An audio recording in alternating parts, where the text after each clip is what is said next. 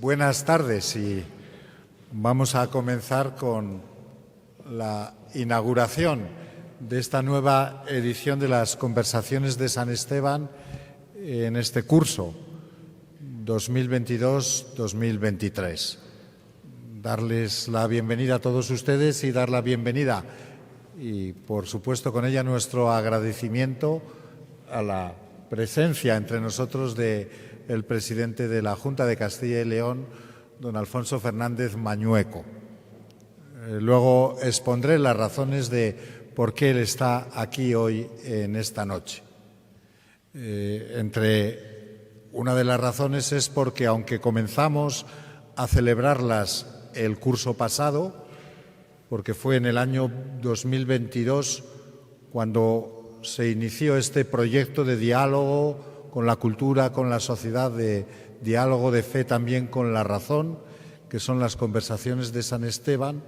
Realmente, cuando se cumplen 50 años es precisamente ahora, en este mes de noviembre. Las Conversaciones de San Esteban se iniciaron un 22 de noviembre de 1972.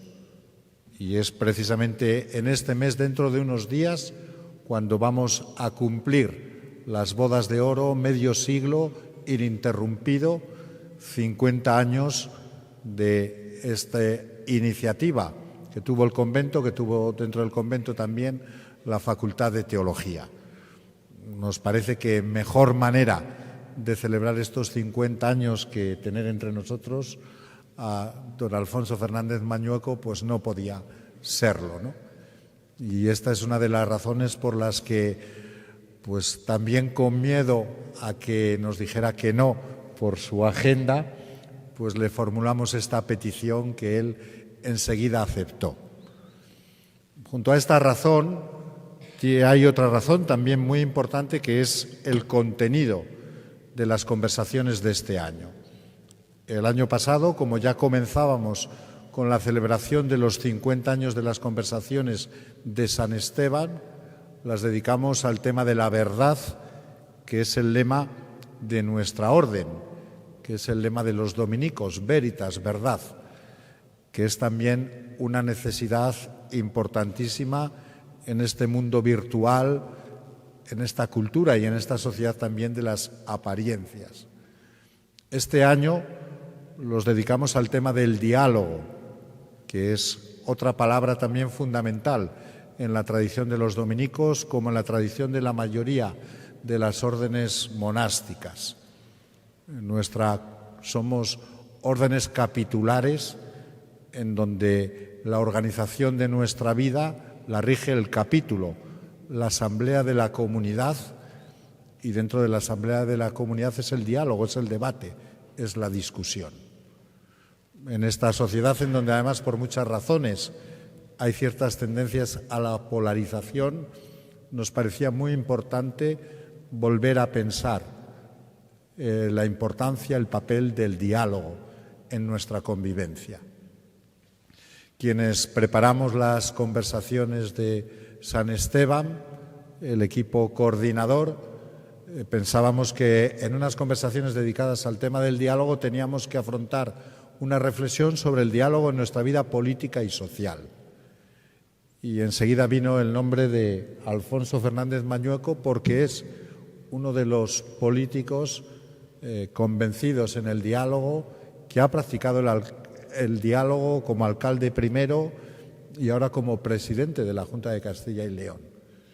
Y nos parecía que podría hablar del diálogo no solo desde la teoría, sino desde su experiencia personal y práctica. En ese sentido, recuerdo, y es algo que me ha impactado mucho, en una ocasión, siendo el alcalde de Salamanca, yo siendo prior, fui a hablar con él de un asunto en el ayuntamiento. Enseguida, como es muy fácil con él, pasamos al terreno privado, personal, a intercambiar experiencias, y recuerdo que me dijo, y no se me olvidará porque además le di muchas vueltas en la cabeza, me dijo: Ricardo, una de las cosas que yo he aprendido en política es que en política es muy importante ser humildes. Y creo que lo decía sinceramente, lo decía desde su experiencia De los dominicos se dice que somos poco humildes y quizás por eso me impactó tanto ese comentario al que le he dado muchas vueltas. Para mí fue una gran lección también de vida, porque creo que es verdad, no solo en la política, sino en la vida hay que saber ser humildes, porque solamente el humilde es el que es capaz de dejar sitio al otro. Y ahí es donde comienza el diálogo. Y la otra cuestión, aunque sea larga, sí quiero decirlo para explicar por qué pensamos en Alfonso para inaugurar las conversaciones de este curso. Lo hablo desde la independencia y desde la libertad de un dominico en esta casa que fue Casa de la Libertad, y también desde la honestidad y la verdad con que tenemos que ver las cosas. Cuando estaba el año pasado, en marzo, este año en marzo, el curso pasado, preparando estas conversaciones, hubo un suceso en las Cortes de Castilla y León. El vicepresidente de las Cortes, el vicepresidente, de la Junta de Castilla y León, el señor Gallardo, se dirigió a una diputada del Partido Socialista que está en silla de ruedas con una palabra que a ella le resultó ofensiva. Yo creo que cualquiera que viera aquello con honestidad y con independencia estaba claro que aquello fue un error, fue un lapsus, como lo podemos tener cualquiera, que no quiso ni insultar ni ofender a esa diputada, y que el Partido Socialista, como también es comprensible desde el punto de vista político, exageró la situación, la sobredimensionó y aprovechaba esa situación como una manera también de hacer oposición. Yo creo que cuando una persona se siente ofendida, aunque no la hayamos querido ofender, lo lógico, lo educado, lo correcto, lo que hacemos todos en muchas ocasiones en nuestra vida cotidiana es pedir perdón. Es decir, mira, perdona, no te quería ofender, yo no quería ofenderte, pero si te has sentido ofendido, perdón. Esto es lo correcto, ¿no? Yo entiendo que el juego político a veces lleva a unos y a otros a no bajarse del caballo, como eso ocurrió. Y la polémica por lo menos duró 8 o 9 días, que yo recuerde, hasta que Alfonso intervino, pidió perdón, porque me parece que es lo correcto, es lo que además digo, ¿no? Si esto lo hacemos en nuestra vida privada, en nuestra vida cotidiana, ¿por qué no lo vamos a hacer en la vida política? Si alguien se siente ofendido por un comentario que yo he hecho con toda mi buena intención, lo lógico es pedir perdón. Él, como presidente de la Junta de Castilla y León, pidió perdón, y además es lo políticamente, desde mi punto de vista, inteligente, porque fue a acabar con una polémica que si no duraría hasta hoy, probablemente. Hubo medios que dijeron que eso era un acto de cobardía, que era una cesión, lo criticaron también por ese gesto. Pero yo, cuando estaba preparando unas conversaciones sobre el diálogo, pensé, este es el diálogo en la vida política y social. Reconocernos unos a otros, reconocer que alguien pueda sentirse dolido por un comentario sin mala intención que hemos hecho. Porque como todos vayamos montados en el caballo, va a ser muy difícil la convivencia. Y yo creo que por eso, Alfonso, el otro día se lo comentaba también en privado, que coincidimos en una situación. Aquello también me impresionó y fue lo que me hizo decir, pues vamos a invitar a don Alfonso, aunque corramos, ¿no? Pues un poco tengamos el temor de que nos diga que no, que esté aquí. Y la última razón, y siento un poco extenderme, pero creo que es importante, ¿no?, el decir esto, es porque en estos 50 años de celebración de las conversaciones de San Esteban no podemos olvidar en el convento a su padre, a don Marcelo. Él nunca lo ha ocultado. Don Marcelo, el padre de don Alfonso Fernández Mañueco, fue dominico, estudió aquí teología, fue movilizado en los tiempos de la Guerra Civil, tuvo que ir al frente, creo que en Guadarrama, si no me equivoco, o eso le he oído a alguno de los mayores del convento, y de ahí ya no volvió, como le ocurrió a muchas personas. Pues su vida dio un cambio. Pero don Marcelo, que fue siempre un amigo del convento, un gran apoyo para la comunidad, era también un gran apoyo para las conversaciones de San Esteban. Los más mayores del convento le recuerdan siempre sentado en las primeras filas escuchando las conversaciones. Y jugábamos con cierta ventaja, sabíamos que por esta razón también personal y por la amistad también que nos une y que le une a Alfonso con el convento, pues era difícil que nos dijera que no, y le agradecemos, ¿no?, desde luego, pues su presencia aquí. No voy a extenderme más, podría decir algo pues de su presentación. Todos sabemos, le conocemos en Salamanca porque fue alcalde de nuestra ciudad, fue nuestro alcalde, siendo alcalde favoreció, hizo uno de sus lemas, ¿no?, de su gestión municipal, como ahora también con Carlos, el diálogo, el encuentro, el no tensar las situaciones, el estar también cerca, y creo que se puede decir, Alfonso, de las personas que más lo necesitaban, desarrollar con Cristina Klimovic una buena política social para esta ciudad, y creo que todo esto te da autoridad para intervenir aquí. Ya sabéis que él es de formación jurista, tiene formación en Derecho. Antes de alcalde fue consejero de la Presidencia en la Junta de Castilla y León y también consejero de Interior, y actualmente pues es presidente de la Junta de Castilla y León. Pues de verdad que muchas gracias y te escuchamos con atención. Y perdona que haya sido tan largo, pero creo que es también importante resaltar esto. Muchas gracias, Ricardo. Muchas gracias, Padre Prior. También muchas gracias la presencia del alcalde y del delegado territorial de la Junta y de tantos y tan buenos amigos que veo aquí y de personas que vienen con habitualidad a estas conversaciones de San Esteban. Muchísimas gracias por tus palabras, querido Ricardo. Son unas hermosas palabras de presentación que me ruborizan por un lado y por otro lado también pues me responsabilizan, y espero estar a la altura de estas palabras que desde el afecto personal, que es mutuo, pues me dedicas. Creo que es importante unas conversaciones de San Esteban, 50 años nada menos, en estos momentos especialmente, y además el que me invitéis a mí para hablar sobre el diálogo político, el diálogo administrativo, pues es muy especial, ¿no? Me recuerda muchas cosas el convento, me recuerda muchas cosas la orden de los dominicos. Bueno, lo ha dicho el padre Ricardo. Mi padre no llegó a ser dominico exactamente, para que no haya confusiones, porque alguna vez, pero no llegó a profesar. Pero sí se sentía de vocación y de corazón uno más de la orden. Además, él estuvo siempre muy vinculado a estas conversaciones. Bueno, yo, dicho esto, creo que 50 años pues, exige que hagamos un repaso de lo que ha sido la trayectoria del diálogo en nuestra ciudad, en nuestra comunidad autónoma, que tiene menos años que las conversaciones de San Esteban y también en nuestro país.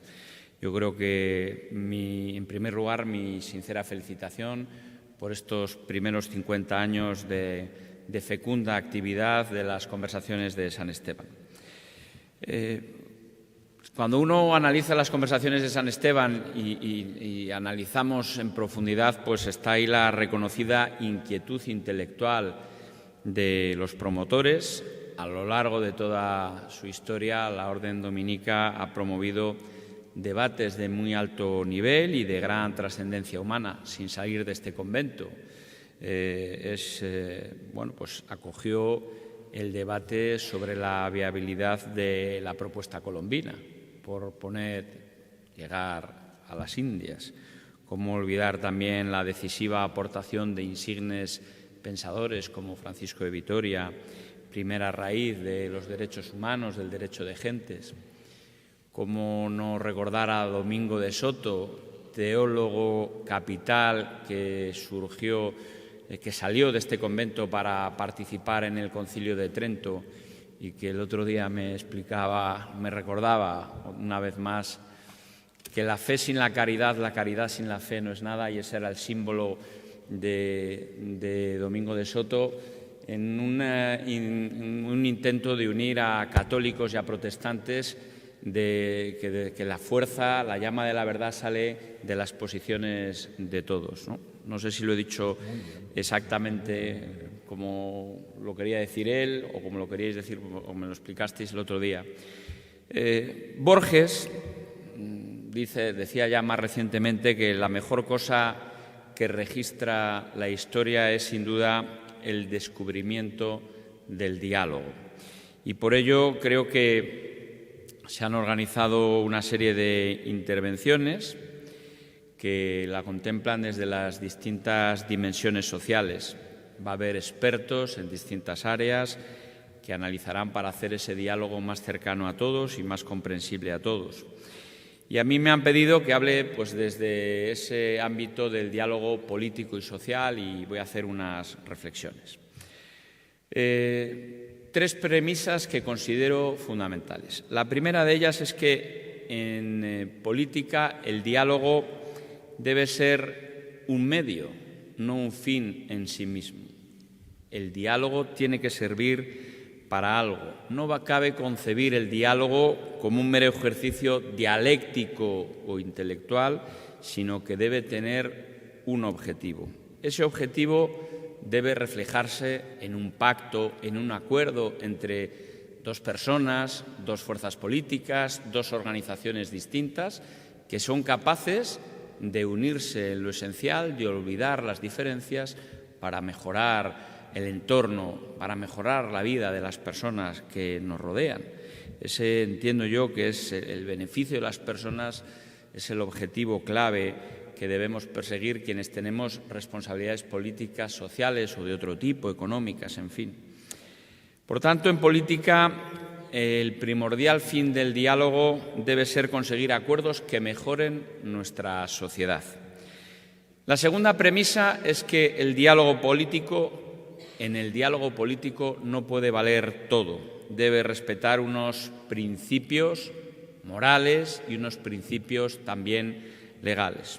Por ello es una satisfacción para mí poder afirmar que nunca sacrifiqué ni mis valores ni mis principios en negociación política alguna, y he tenido que realizar algunas.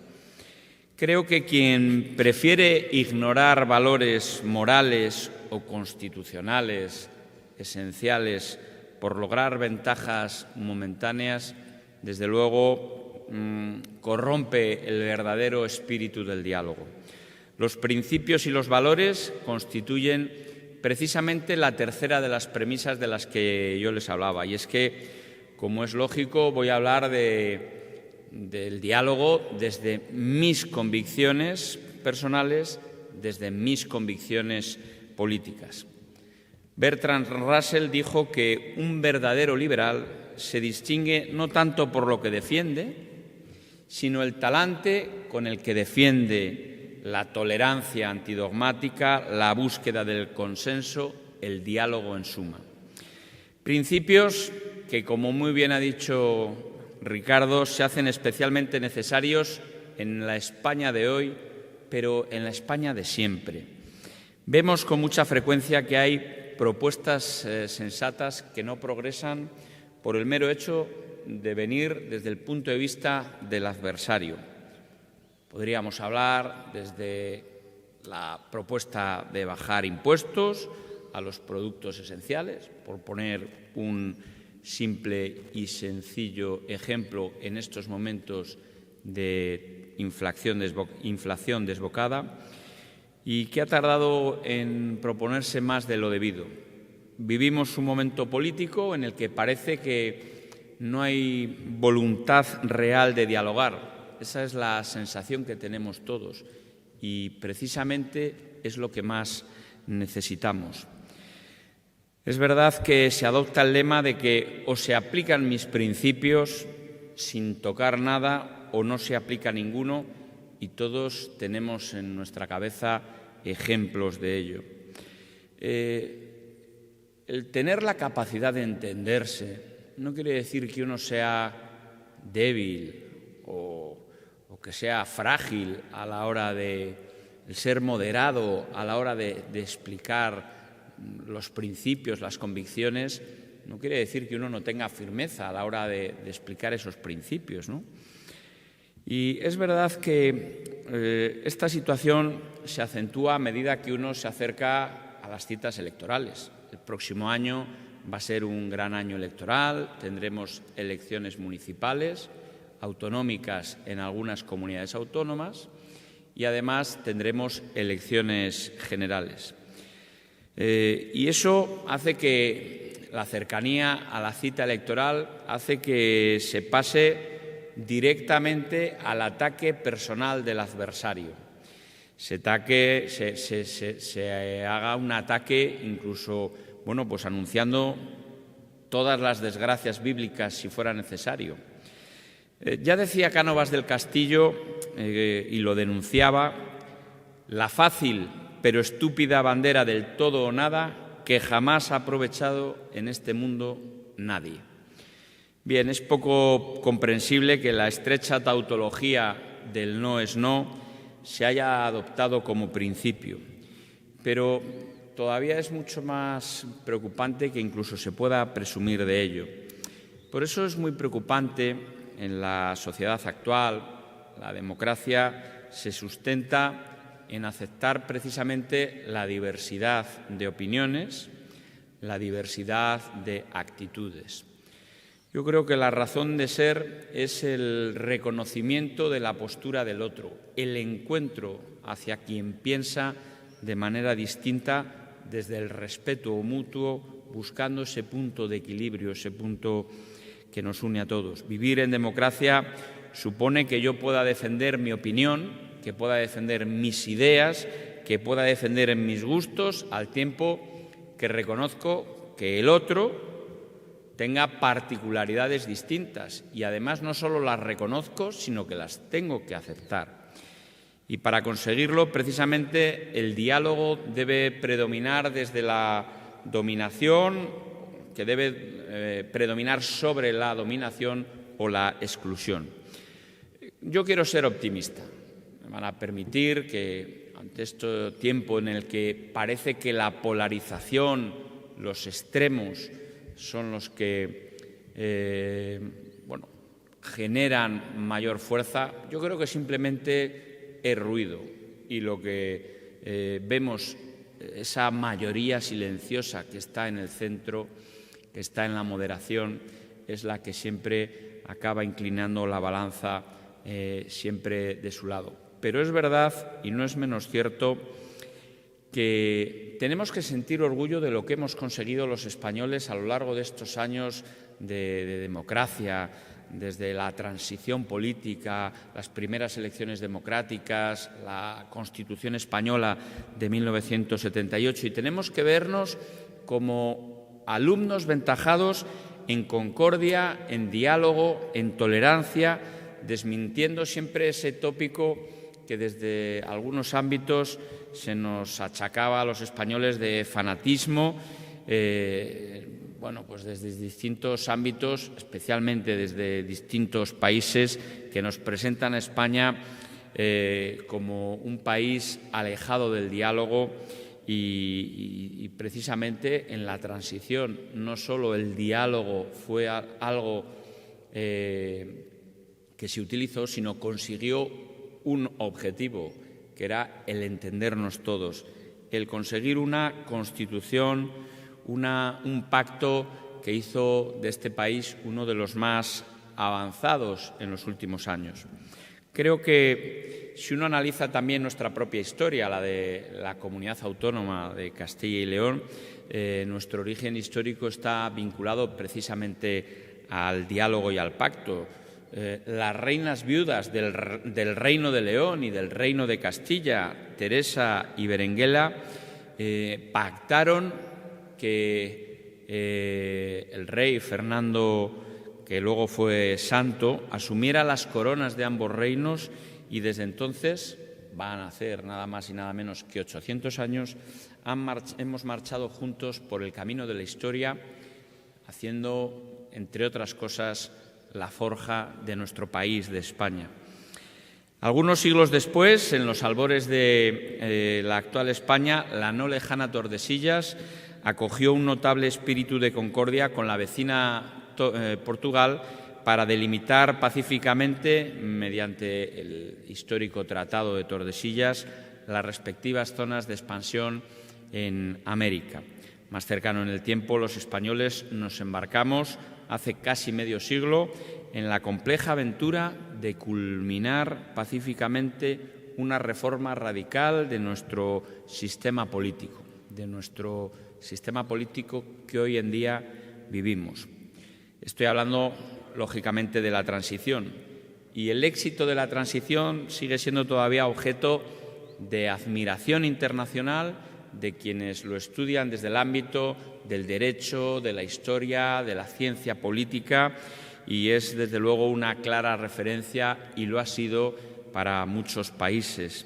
Por eso me resulta incomprensible el empeño de quienes apuestan por denigrar una de las páginas más brillantes de la historia de nuestro país, de España, movidos no sé por qué extraños motivos, que desde luego lo que hacen es mover mezquinos intereses políticos y también están movidos por la ignorancia. Recordemos una vez más que el éxito obedeció a que no se hizo una reforma, solo una reforma para todos, sino una reforma con todos. Fuimos capaces de hacer una Constitución española entre todos y para todos, porque, como dijo uno de sus principales protagonistas, paisano que también pisó las calles de nuestra ciudad, Adolfo Suárez, el diálogo a rostro descubierto es el único instrumento de convivencia. Pues bien, fuimos capaces de alejar dogmatismos para encontrar el mejor camino con la guía del diálogo, y, como sabemos, el mejor fruto de aquel gran consenso fue la Constitución que ya he citado, de 1978, y que el próximo 6 de diciembre celebraremos un nuevo aniversario. Quienes a través del diálogo consiguieron ese pacto pusieron las bases de nuestra nación, una nación moderna, una nación libre y una nación plenamente democrática. Puede que no contentara mucho a unos pocos, sino que contentó a la inmensa mayoría del pueblo español. Yo creo que precisamente en eso radica su éxito, y de ella partió la actual configuración de la España en comunidades autónomas.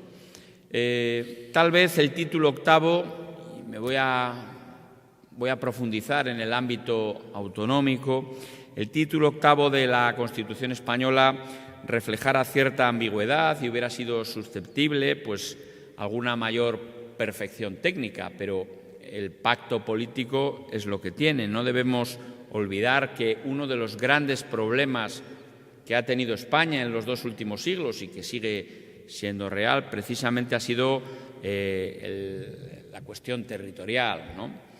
No debemos olvidar, por tanto, que esa misma ambigüedad fue la que permitió pactar un tema tan delicado y con un nivel de aceptación general muy importante.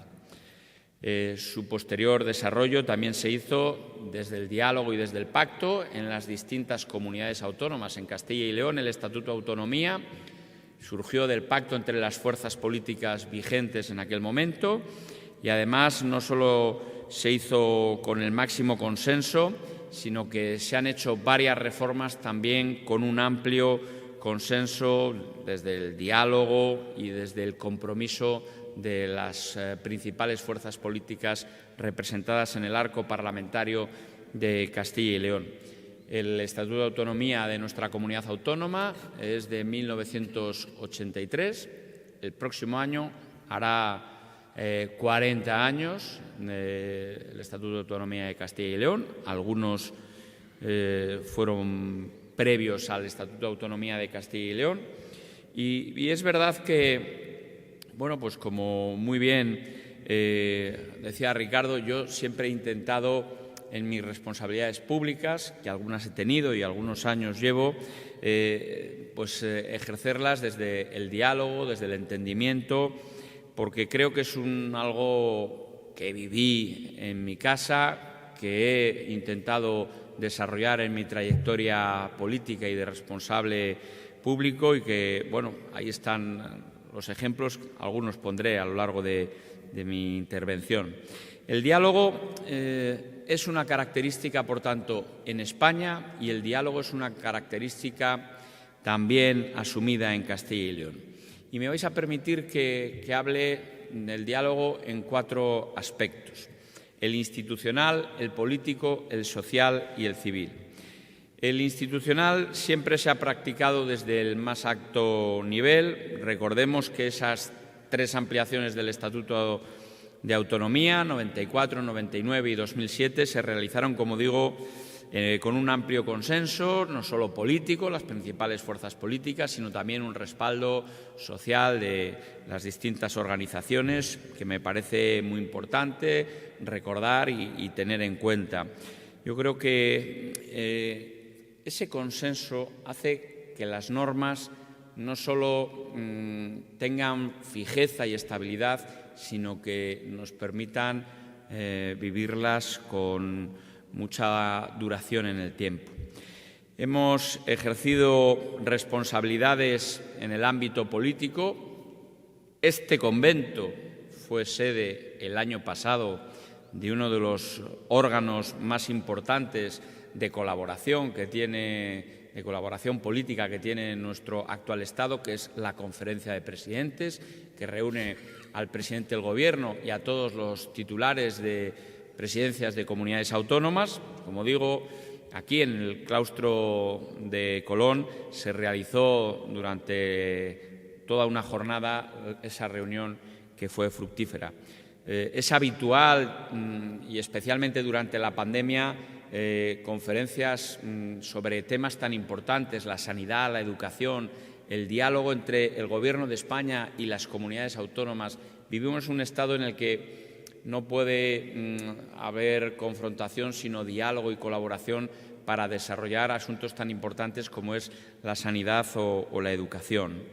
En mi opinión, y ya lo digo como presidente de la Comunidad Autónoma de Castilla y León, el diálogo entre el Gobierno de la Nación y las autonomías, además, debería ser permanente, debería ser global, en busca de grandes acuerdos que forjen el interés nacional. A mi modo de ver, hay muchas cuestiones sobre las que se podría hablar. Yo voy a proponer, y lo digo desde la óptica de Castilla y León y desde la óptica de presidente del Gobierno de Castilla y León, 3 grandes cuestiones en las que se deberían alcanzar acuerdos desde el punto de vista territorial: un pacto por la sanidad, un pacto para luchar contra la despoblación y un pacto por la financiación autonómica. Son asuntos de interés común, nos afectan a todos y debemos resolver entre todos, dialogando y acordando.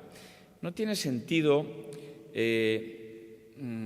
utilizar, por ejemplo, la sanidad pública como arma arrojadiza contra el adversario.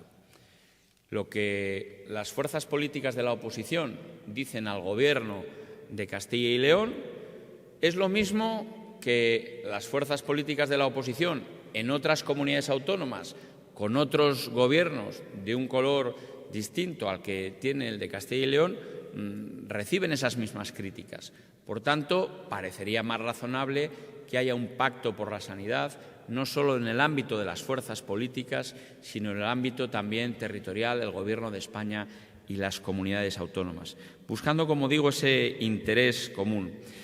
Es verdad que ese diálogo institucional lo hemos practicado desde el Gobierno de Castilla y León con las demás comunidades vecinas. Estamos rodeados, abrazados por 8 comunidades autónomas y además tenemos una frontera con un país vecino, hermano, como Portugal, con más de 400 kilómetros de fronteras. Yo creo que esa colaboración en el mundo actual es imprescindible, que el Gobierno de Castilla y León sea capaz de ir desarrollando convenios de colaboración en aspectos esenciales. Sanidad o educación son algún ejemplo de ellos, ¿no? Hemos tenido pues muchos ejemplos y seguiremos trabajando en ese ámbito. Decir sobre la cuestión de la financiación autonómica. Se dice mucho sobre, sé que es un tema especialmente árido, pero si digo que más del 70% de los recursos que reciben las comunidades autónomas vienen del modelo de financiación autonómica, es decir, el dinero que destinamos desde los gobiernos autonómicos fundamentalmente para la sanidad, para la educación, para las políticas sociales y de la dependencia y de apoyo a los mayores, viene del modelo de financiación, no estamos hablando de un tema menor. Eso tiene que surgir desde el diálogo. Y es curioso, firmamos un acuerdo denominado Declaración de Santiago de Compostela sobre las líneas directrices que debe seguir la imprescindible reforma de la financiación autonómica. Y ahí nos pusimos de acuerdo gobiernos con distintos colores políticos. Galicia, Asturias, Cantabria, Aragón, Castilla-La Mancha, La Rioja, Extremadura y la propia Castilla y León. Si uno analiza ya no solo los titulares del presidente de cada uno de estos gobiernos, sino los colores políticos de los gobiernos, de las fuerzas políticas que sustentan a estos gobiernos, vemos que prácticamente está representado todo el arco parlamentario. Bueno, pues fuimos capaces de ponernos de acuerdo en algo que une más en el ámbito territorial a la España del interior, que a lo mejor no tiene un color ahí tan diferenciado entre izquierdas o derechas. Hemos dialogado también con otras comunidades autónomas como Aragón o Castilla-La Mancha para mejorar y emprender actuaciones comunes en el desafío estratégico para luchar contra la despoblación. En fin, hemos también mantenido un diálogo fructífero con ayuntamientos y diputaciones, especialmente intenso durante la pandemia, y a través de los órganos de representación de ayuntamientos y diputaciones, como es la Federación Regional de Municipios y Provincias y la Conferencia de Titulares de Alcaldías y de Presidencias de Diputación. Hemos firmado infinidad de convenios con ayuntamientos y diputaciones en materias tan importantes como la vivienda, un servicio público ya esencial, la expansión de Internet, el desarrollo industrial y también, por supuesto, la depuración de aguas. Son cuestiones de la vida cotidiana que solo desde el entendimiento, desde el diálogo y desde el acuerdo se puede avanzar mucho mejor. Bueno, este es el diálogo institucional. También quiero hablarles del diálogo político. Creo que hoy es más necesario que nunca y yo siempre he intentado poner en práctica, pues desde que tenía responsabilidades de todo tipo, más recientemente en la alcaldía. Saben ustedes que impulsamos grandes pactos políticos de acuerdos entre las dos principales fuerzas del Ayuntamiento, Partido Popular y Partido Socialista, pero también en otros casos se incorporaban otras fuerzas políticas como Ciudadanos, etcétera, buscando objetivos de austeridad y la eficacia en el gasto público en el Ayuntamiento, también para mejorar nuestro patrimonio como no solo una forma de preservar lo que es una seña de identidad de nuestra ciudad, sino también una forma de desarrollar uno de los recursos económicos más importantes de nuestra ciudad, para impulsar el desarrollo en el Alfoz entre la ciudad y los distintos municipios que lo rodean, ir mejorando la vida cotidiana y facilitar, facilitar, como digo, la vida de todas las personas. Yo creo que el diálogo, en la última legislatura, mi alcaldía se sustentaba en lo que fue un acuerdo con otra formación política. Los dos gobiernos que yo he dirigido surgen de un diálogo, de una negociación y de un pacto, de un acuerdo con dos formaciones distintas, una a la derecha y otra a la izquierda, pero con ideología distinta, pero buscando siempre el fin común, que es la mejora de la calidad de vida de las personas. Yo creo que el ser capaces de llegar a un punto de equilibrio, un punto de acuerdo para emprender ese camino compartido es importante. Pues bien, yo creo que Es bueno también recordar que durante la pandemia, pasado el confinamiento, fuimos capaces de llegar a un pacto para la recuperación económica, el empleo y la cohesión social, suscrito por la casi totalidad del arco parlamentario de las Cortes de Castilla y León.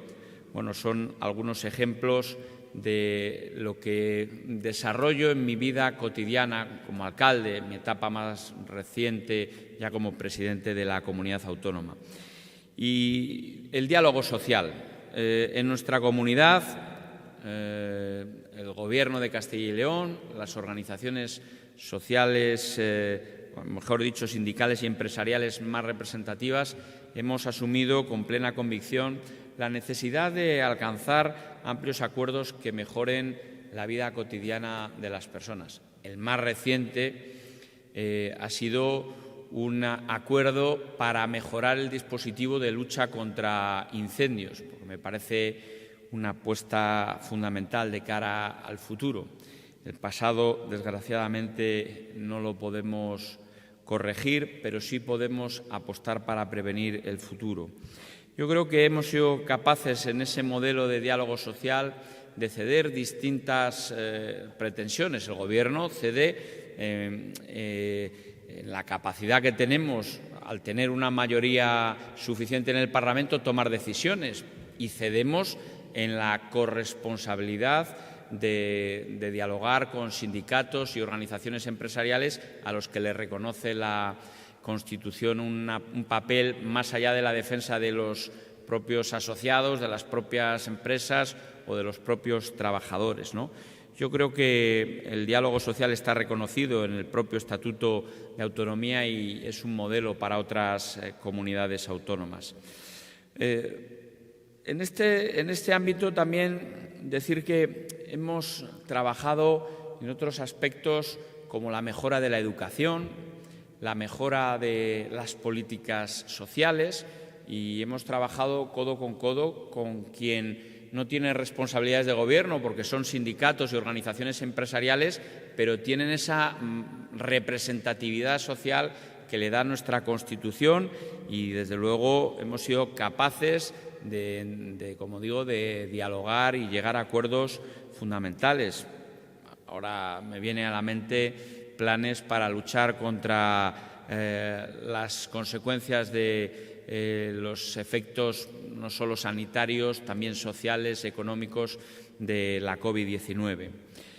Decir que, bueno, hablaba también después del diálogo social, de un diálogo civil, que es una de las formas más cualificadas de diálogo de nuestro sistema democrático que adoptan las sociedades más avanzadas. A través del mismo queremos pulsar la opinión de las organizaciones más representativas en los distintos sectores. Tenemos pues una sociedad civil en Salamanca, en Castilla y León, muy intensa, con mucha fortaleza en todos los ámbitos, y yo creo que es importante destacar ese diálogo por un lado, pero colaboración por otro lado, con más de 3.300 entidades destinadas a defender los derechos colectivos de cada una de las personas, los más vulnerables, las personas con capacidades diferentes, también la mejora por la calidad de vida en el medio rural.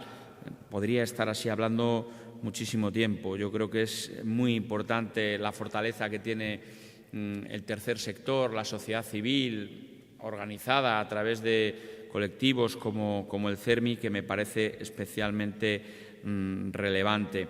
Un ejemplo de diálogo civil ha sido la implantación de la educación infantil gratuita de 2 a 3 años. En este mismo curso implantaremos el año que viene la educación infantil gratuita para los chavales de 1 a 2 años.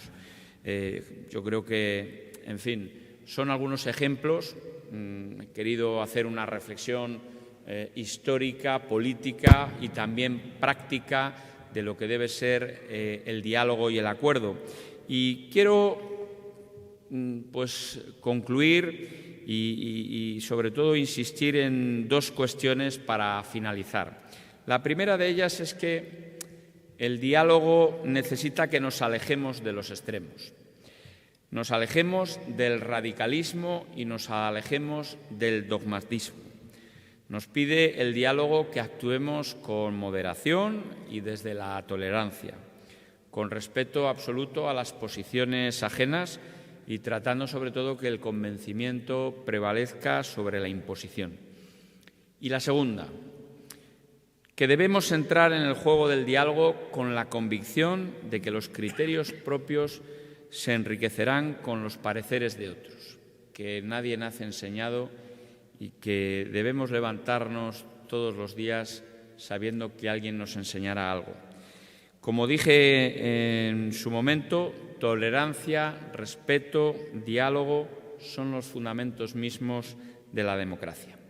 Y ya concluyo, y lo hago parafraseando al presidente Kennedy para expresar sucintamente lo que, con mayor o menor fortuna he querido explicarles esta tarde. Por supuesto, él con bastante mayor inteligencia y habilidad que yo. Él decía: nunca dialoguemos con miedo, pero nunca tengamos miedo a dialogar. Estas han sido mis reflexiones. Muchísimas gracias y deseo el mayor de los éxitos a estas conversaciones de San Esteban. Muchas gracias.